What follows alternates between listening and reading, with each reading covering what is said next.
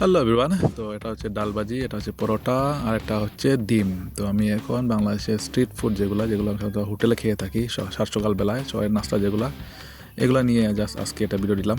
তো ভাবলাম অনেকদিন ধরে খাচ্ছি, তো একটা ভিডিও করি।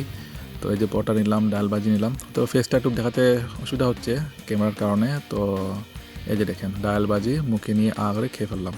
তো সাত সকালে আমাদের দেশের মানুষ সাত সকালে প্রতিদিন, মানে গ্রাম অঞ্চল বলেন শহর অঞ্চল বলেন, প্রতিদিন সকালে নাস্তাটা হচ্ছে পরোটা, ডাল ভাজি আর মামলেট। আর 7টা 22 এরকম, বুঝতে পারছেন ভাই? আমার সবচেয়ে প্রিয় নাস্তা হচ্ছে এটাই। সাত সকালে আমি এটা খুব বেশি খেয়ে থাকি। তো আমার শুধু আমি না, মানে বলতে গেলে বাংলাদেশে মানে 95% মানুষই কিন্তু সাত সকালে পরোটা, ডাল ভাজি এবং মামলেট সবচেয়ে ভালো, মানে এটা সকালের নাস্তা আর কি। আর যদি মনে করেন যে কলিজা হয়, গরু কলিজা হয়, তাহলে আর কথাই নাই। তো এই দেখেন, এই যে আমার সকালের নাস্তাটা ডাল ভাজি, এখন পরোটা, এই যে দেখেন নিলাম। মানে এত স্বাদ আর কি, মানে কি বলবো, মানে বলে বোঝাতে পারবো না ভাই।